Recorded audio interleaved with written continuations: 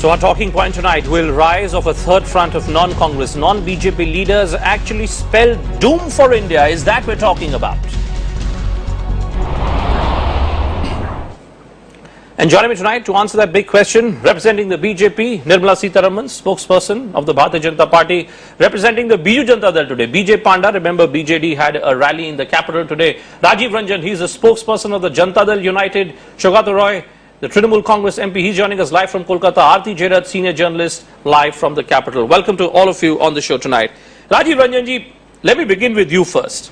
अब ये स्पष्ट हो चला है राजीव जी कि आपके मुख्यमंत्री नीतीश कुमार ने ये फैसला ले लिया है कि भारतीय जनता पार्टी से अब हाथ छुड़ा लेना है, लेकिन साथ ही वो ममता बनर्जी से भी गुफ्तगू कर रहे हैं, वो नवीन पटनायक से भी बातचीत कर रहे हैं।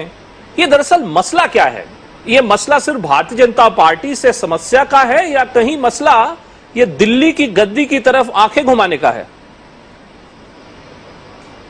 देखिए, दो स्थितियां बिल्कुल स्पष्ट हैं। सबसे पहले तो अभी अलायंस टूटा नहीं है, लेकिन अलायंस में जो पिछले दिनों जो कुछ घटनाएं हुई हैं और भारतीय जनता पार्टी के नेशनल वर्किंग कमेटी ने इलेक्शन कैंपेन कमेटी के चेयरमैनशिप के साथ साथ जो संकेत दिए, जो इंडिकेशंस थे, वो कहीं ना कहीं अलायंस पॉलिटिक्स के लिए बहुत अच्छे सिग्नल्स नहीं थे। हमारी पार्टी ने देखा कि इस फैसले के साथ ये कहा गया कि हम आपको देश की कमान सौंपते हैं। हमारी पार्टी ने ये महसूस किया है कि हमारे नेशनल काउंसिल ने एक रिजोल्यूशन लिया, भारतीय जनता पार्टी के लीडरशिप को हमने बताया हम क्या चाहते हैं, एनडीए का लीडर कौन हो, कैसा हो। भारतीय जनता पार्टी का हक है कि वो अपना नेता तय करे, लेकिन हमें विश्वास में लेकर के, हमको कॉन्फिडेंस में लेकर के अगले नेता का फॉर्मल अनाउंसमेंट उनको करना था। हमने डेडलाइन उनको 31 दिसंबर का दिया था, लेकिन जिस तरह से जो घटनाएं घटी हैं, जो एक प्रो एक्टिविज्म जो दिखा पार्टी के एक ग्रुप में या एक ब्लॉक में कि कहीं ना कहीं नेशनल एजेंडा ऑन गवर्नेंस को एक पर्सनल एजेंडे ने हाईजैक कर लिया, या कहीं ना कहीं ये कह सकते हैं कि उसका असर ज्यादा भारी पड़ता दिखा है। तो पार्टी निश्चित तौर पर इससे हमारी पार्टी आहत है। हमने ये महसूस किया कि 17 वर्षों में गठबंधन एक सेकंड राजीव जी, आप एक और कह रहे हैं, एक और आप ये कहते हैं कि आपकी पार्टी भी ये मानती है कि भारतीय जनता पार्टी का ये अपना निर्णय है, व्हाट डिसीजन दे टेक। दूसरी ओर आप ये कहते हैं कि आप आहत हैं। आप क्यों आहत हैं? नरेंद्र मोदी को तो भारतीय जनता पार्टी ने प्रचार समिति का मुखिया करार दिया है, आपको क्या तकलीफ है उससे? समस्या क्या है नरेंद्र मोदी से, मैं ये समझना चाह रहा हूं।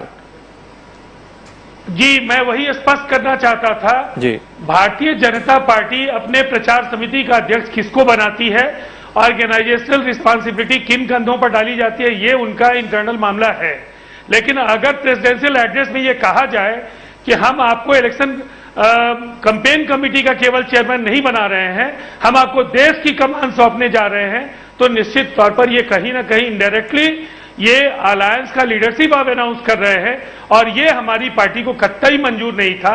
हमने बार बार ये कहा कि हम नेशनल एजेंडा ऑन गवर्नेंस और सेक्युलरिज्म के जैसे सवालों पर कोई समझौता नहीं करेंगे। अगर ये नेशनल एजेंडा ऑन गवर्नेंस पर यह अलायंस बना है तो जो विवादित मुद्दे थे उन मुद्दों पर हमारी सहमति असहमति पहले से तय थे, और उस असहमति के आधार पर हमने राज्य और देश में अपना संघर्ष बढ़ाया और तमाम चुनाव हम मिलकर के लड़े। और राजीव जी, तो आप क्या ये कह रहे हैं, क्या आप ये कह रहे हैं कि भारतीय जनता पार्टी ने, बीजेपी ने कहीं ना कहीं आपको धोखा दिया है? Has the BJP cheated you sir? ऐसा लगता है। जो सिग्नल्स हैं और जो नेताओं के बॉडी लैंग्वेज थे, जिस तरह के बयान उनके पार्टी के राष्ट्रीय नेताओं के बिहार विजिट के दौरान लगाए गए, जो उन्होंने आरोप लगाए हैं बिहार में चुनाव को लेकर के, और जिस तरह की बातें उन्होंने कही, एक बाई इलेक्शन को लेकर के उन्होंने नीतीश कुमार जी की छवि पर सवाल उठाए। हमने उनको कहा आप कई इलेक्शन हारे हैं, कई राज्य आप हारे हैं, और हमने आपको कभी नसीहत नहीं दी। एक चुनाव जो उनकी पार्टी की सीट थी, प्रभनाथ सिंह उस इलाके में काम कर रहे थे, ये जनता आरजेडी की न जीत थी ना ये हमारी हार थी, ये सीट उनकी थी, इस सीट को उन्होंने रिटेन किया। लेकिन हम 32 सीटें लोकसभा में जीते, 206 सीटें हम विधानसभा में जीते और पिछले 5 बाई इलेक्शंस में हमने 4 बाई इलेक्शंस जीते। मुझे ऐसा लगता है कि ये इतना शानदार ट्रैक रिकॉर्ड है और इस ट्रैक रिकॉर्ड पर आज अगर आपने क्वेश्चन मार के अपने गठबंधन के किसी घटक दल की ओर से लगाया है तो ये निश्चित तौर पर दुखदायी है और ये आपका संदेश बिल्कुल स्पष्ट है कि आगे का सफर आप एक खास एजेंडे को लेकर के और एक खास नेता के तौर पर जिनको आप लेकर के चलना चाहते हैं, जिनकी अगुवाई में चलना चाहते हैं, वो आपने रास्ता बनाया है। Okay, hold on. Let me now get Nirmala Sitharaman ji. Nirmala ji, you just heard everything that's being said now through the day, in fact, by Janata Dal United leaders. I want to know one thing from you, ma'am. What is it about Narendra Modi that whether it is your own party founder, LK Advani, or your allies like Janata Dal United, why is everyone raising the red flag about him? I'm not sure if they're raising the red flag about him. It is a decision of the BJP. You don't think that all these statements that you hear from Rajiv Ranjan are directly targeted against the events of Goa, against Narendra Modi? You don't think that? This is a decision which BJP has taken about campaign committee for BJP. We have appointed the Gujarat Chief Minister for the chairmanship of the campaign committee. Right. As regards Bihar, there is no doubt it is one of the oldest valuable alliance. And in that, we have always spoken that the election which was happening or for which we both fought together, this is not the first time. Right. The mandate was given for JDU-BJP alliance. And that alliance has shown that good governance is possible. जंगल राज से आप अच्छा सुशासन देने के लिए ये अच्छा जोड़ी है जेडीयू बीजेपी, इसको समर्थन मिला और उस समर्थन जनता की, बिहार की जनता की माइंडसेट का और उनके एस्पिरेशंस का एक अच्छा सा रिफ्लेक्शन है। But ma'am, he says that you've cheated them. The allegation being leveled against you today is straightforward. Rajiv Ranjan ji सीधे कह रहे हैं आपने उनको धोखा दिया है। How do you respond to that? That the BJP has cheated the JDU because you went back on your word that you will not be making Narendra Modi your face. BJP के campaign committee के chairmanship का नियुक्त हुई है जिसमें गुजरात के chief minister का नाम दिए हैं। ये बीजेपी के कैंपेन कमेटी के विषय है। So you think that Nitish Kumar is being unjust then? Are you then saying that Nitish Kumar is being unjust, unfair, not at by all. threatening to call off the alliance? Not at all. Nitish ji बहुत ही पुराना सहयोगी है alliance में, right. और NDA, JDU और BJP के alliance is one of the oldest alliance, right. And we don't think the government in Bihar has done any less important work. Okay. इसीलिए I think that alliance reflects the aspirations of the people of Bihar, and we would definitely want to keep that alliance dharma alive. But ma'am, so many leaders from Bihar BJP today, so many ministers of the NDA government in Bihar today are openly speaking out, openly saying that the time has come for the BJP to go on their own, to go on its own. Here you have the JDU spokesperson making it clear that you have gone back on your own commitment. I'm repeating this line, even if it is a bit repetitive. You please bear with me. That's a spokesperson's line. That's a spokesperson's line. But I'm asking you to respond. I'm asking you to respond to the charge which is being leveled against you. You have cheated the JDU. I'm repeating that the announcement of the chairperson for a campaign committee is for the BJP campaign committee. Okay. It is an announcement made in the BJP National Executive, which was held in Goa. Right. And the alliance which is running the government in Bihar is completely an alliance as per the mandate received from the people of Bihar. Right. And that is for keeping the jungle raj of RJD away, okay, and for giving good governance. Okay. And that is a coalition dharma which the BJP will honestly comply with. But that's not something which has been accepted on the show by the JDU. But let me widen this debate. Now let me move beyond this BJP JDU spat that we've seen through the day. Bijay Panda, let me come to you. Your leader Naveen Patnaik had stated yesterday that he would want to be equidistant, sir, both from the Congress as well as the BJP. Do you really believe, Mr. Panda, that given the contradictions which exist within our polity today, where powerful regional satraps are calling the shots in their own regions, is it possible for a parallel front of non-Congress, non-BJP parties to really come together to form a government at the center? First of all, I would like to say that what our party president, Shri Naveen Patnaik, has articulated yesterday is not a new thing. Right. This is something that we have now maintained for many years and being equidistant from the BJP and the Congress has in fact been appreciated by our electorate, the people of Odisha, who, although they have voted us into government many times, after we took an independent stand, they have voted us back with much larger numbers. Okay. So this is a stand that is appreciated by our electorate.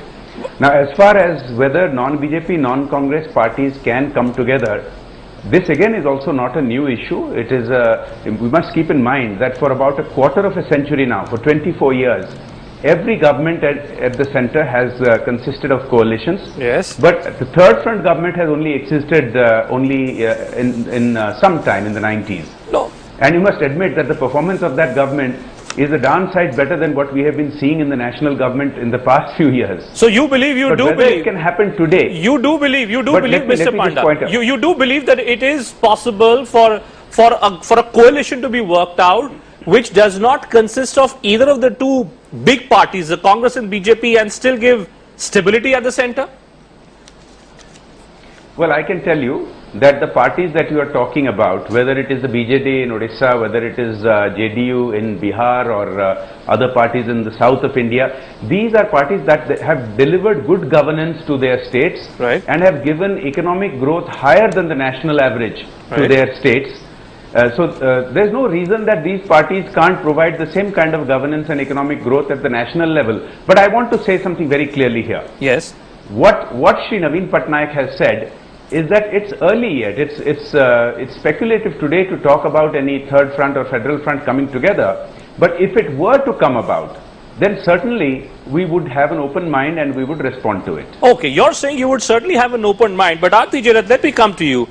B.J. Panda says that it is possible for stability to be worked out between all these regional parties, but I'm just looking at history of all so-called third front, parallel front, whatever adjective you may want to use. You look at what had happened in 1989, the National Front government lasted 15 months.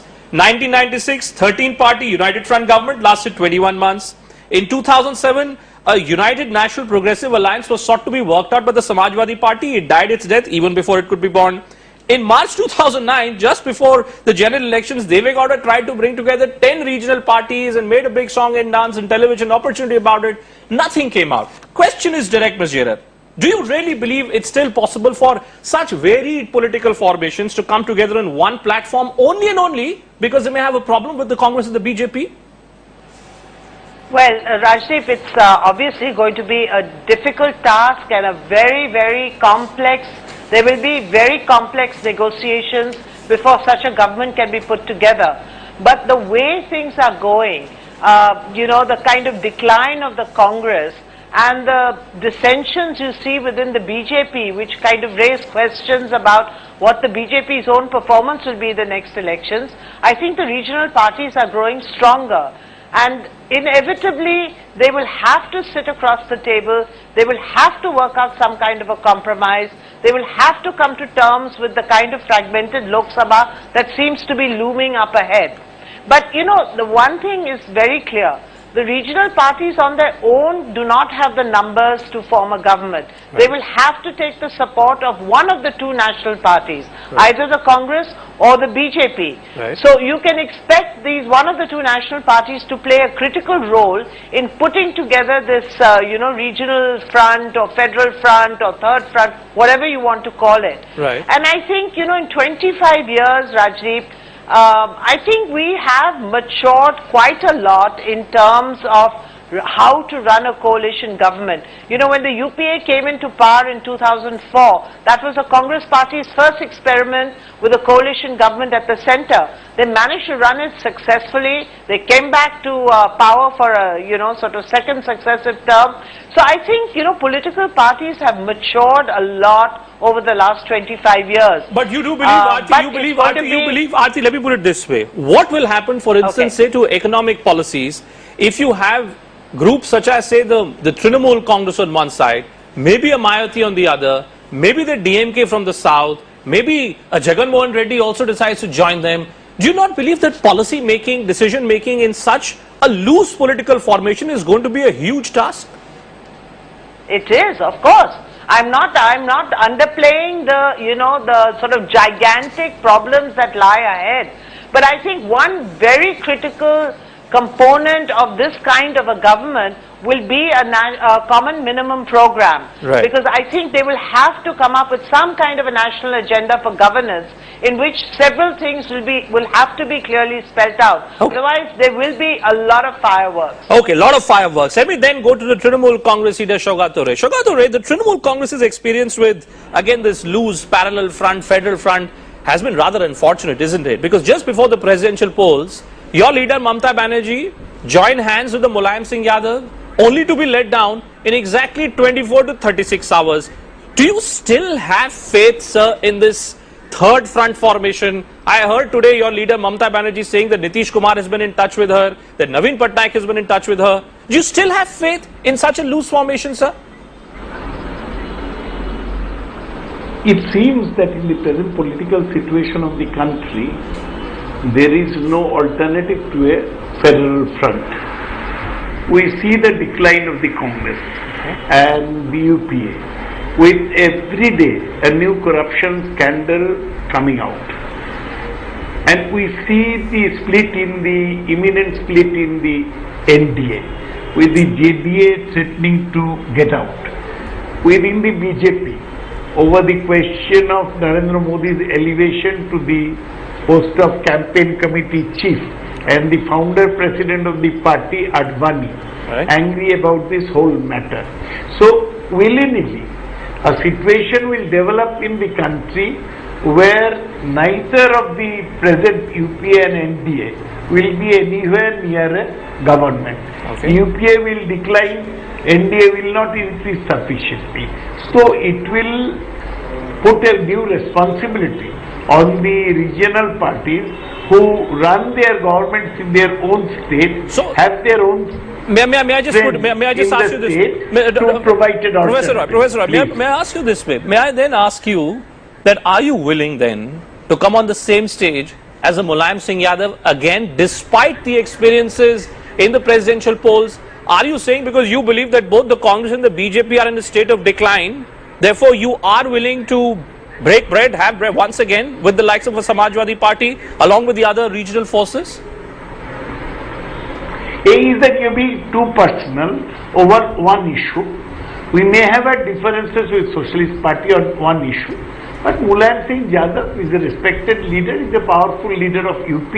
His party runs the government in UP. So why are you making a pointed reference only to Mulayam Singh Yadav? No, I'll tell you why. I'll tell you why. So many other I'll tell you why. I'll tell you why. No, please, because the reason is that all these regional parties, whether it is Mr. Panda's party or it is Mulayam Singh Yadav's party or a Mayawati, these are, or a DMK, AIA DMK, all these are parties, sir, which somehow or the other end up being managed by the government in power. Now you could say that maybe it's a CBI which is being misused often as it gets used and abused, or it's something else. Somehow it seems that governments of the day always end up getting the better of regional parties, and all these parallel fronts, third fronts, fourth fronts never really work out. Why do you still have faith then in this statement that you're making that collapse of the national parties is growth of regional parties? No, that has already taken place. The regional parties have taken over governments in so many states. But the main point is that Congress, for instance, in power, is able to manage its allies through the help of CBI and maybe other helps, because it is in power. What if the people vote it out of power and it is in no position to dominate even a coalition? Then this question of using the leverage of the CPI to rope in regional parties does not arise. The question is that the situation likely to be created is one in which the sum total of regional parties will be much more than NDA or UPA, a truncated NDA and a truncated UPA. And it could be a stable experiment. And it could be a stable experiment, sir. Let me present figures before you. Look at the current account deficit. That's been at an unsustainable 3 to 4% whole of last year. Look at the fiscal deficit, 6 to 7% in 2012-2013. If that's the state of economic affairs in the country, sir, how am I then supposed to understand that all these formations that you're trying to give me are also going to provide us with an effective governance model? No. You see, your so-called efficient finance minister Chidambaram has been there ever since Pranab Babu became president. What has he done about the current account deficit so far? No, so the danger is it could get worse. Sir, the danger is that it could get worse. That's my point. That's exactly my point. The danger is it could get worse. You see, ultimately, the regional parties may throw up a more efficient finance minister than Mr. Chidambaram. Okay. Because basically controlling the current account deficit means either increase the exports or decrease the imports. Okay. There may be a finance minister who can steer the. You remember Germany after the Second World War. There's a man called Ludwig Erhard, who became the finance minister, belonged to the Socialist Party. Yes. He steered Germany out of that crisis. A situation may throw up people who can rise to the challenge. Okay, so just because there is a current account deficit, only UPA or NDA can rule, that is very fallacious. Since we were referring to the Congress, also joining us on the show, Sanjay Jha, member of the Congress party. Mr. Jha, what is it that the Congress is feeling so comfortable about? Is it the disarray in the opposition camps? Or is it this broad realization that at the end of the day, a so-called secular third front is not possible without support of a supposedly secular Congress party?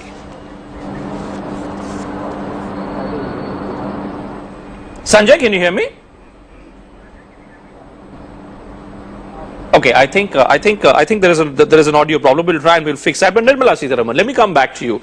You know, the sum total of what I gather from all our panelists who are speaking out today is just this. That it seems that with the rise of Narendra Modi, there is a consolidation of maybe secular forces, regional forces, all those who are opposed to the BJP and Congress today also seem to be looking to work out some kind of a common platform, common agenda. Is that a source of concern at all, ma'am, for the BJP? I'm surprised you're pitting this whole issue against one party whose decision for a campaign committee chief is made, and therefore the whole environment in the country is changed. You're looking at the statements, ma'am. Look at the BJD, look at the Trinamool Congress, look at the points which have been made by the Samajwadi Party today.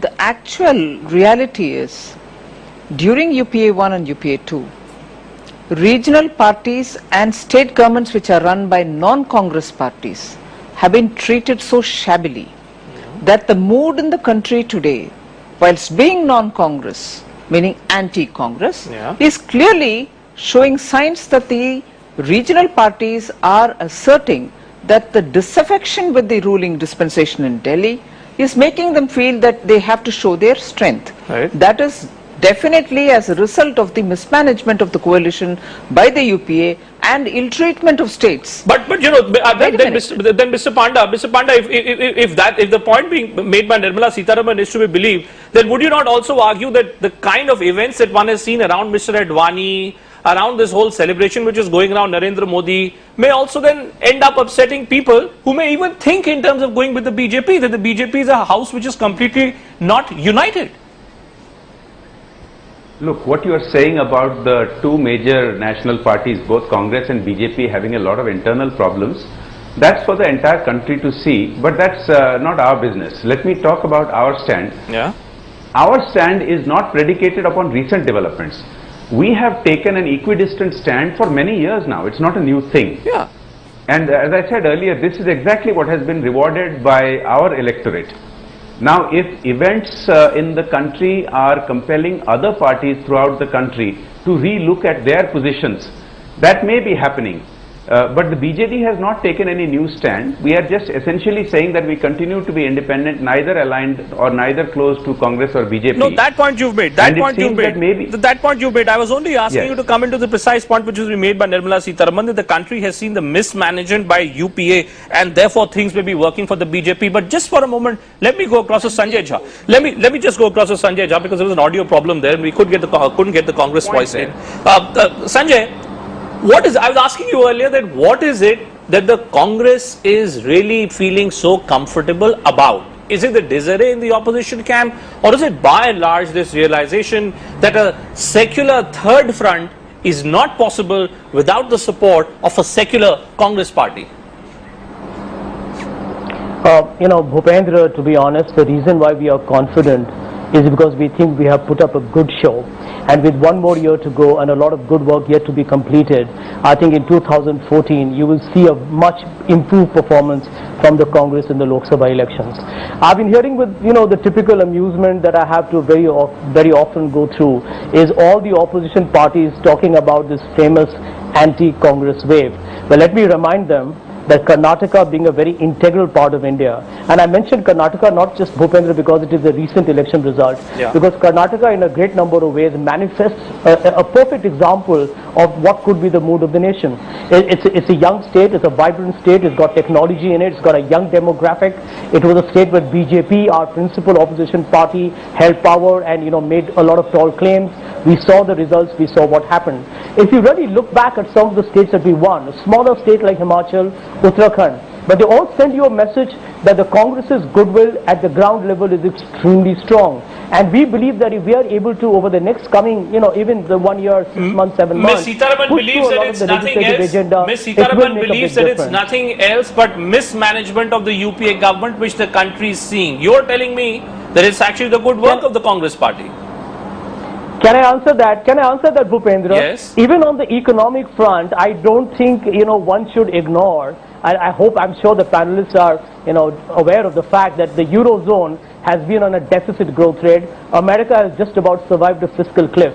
It's, the comparison of India's growth rate, which for the first 8 to 9 years of the UPA was the second highest in the world at over 7.5% to 8%. How can you discount that? Right. The fact that yes, we have had a slower growth of around 5.5%. Look at it relatively. China's fall has been worse. Right. Brazil has been at 1%. Right. We are still holding on. So even the current account deficit, whatever, there are challenges. I don't think we are denying that there are economic challenges. We got to create more employment. We got to push the GDP up. No denying that. But the truth is, in terms of governance and policy, whatever we could have done, we have tried to do our best. Ms. Sitharaman? If we did not have an opposition disrupting Parliament. I am putting this on record. Yeah. You can play it again and again. Yes. If we had an opposition not disrupting Parliament, you would have seen India at perhaps 0.5 to 1% higher. The rupee is at its lowest vis-a-vis dollar in its history. The rupee is at its lowest vis-a-vis the dollar in its history, and you're telling me about all these good things about governance. Well, many would say that what is it the government is doing? But Ms. Sitharaman, you want to respond to the points being made by Mr. Jai? My earlier point was about the way in which coalition is managed by this UPA 1 and UPA 2,